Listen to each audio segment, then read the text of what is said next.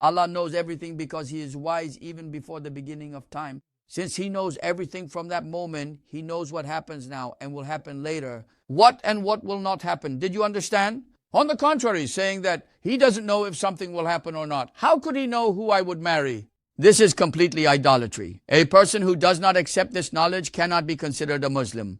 This is because if he did not have that knowledge, Allah could change his mind like we do. Blasphemy. Change of mind or be open to innovation. Blasphemy. There can be no possibility for his person, adjectives, his movement, envelope, and his renewal. What would happen after this? He thought that and now he changed his mind. All this is in the Shiite creed, also in the Mutazile. The Yahmiya, this is the creed of Yahm ibn Safa. Imam Zabidi and the Rafidi also say it.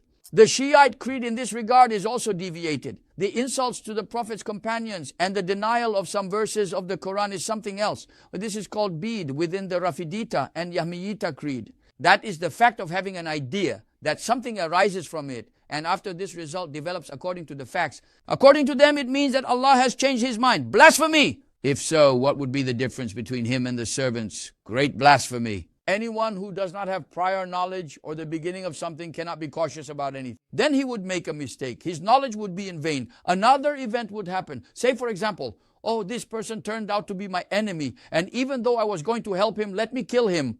This is the kind of things we do, things attributed to us. Can Allah have these attributes in His person or adjectives? Could this be a topic to discuss?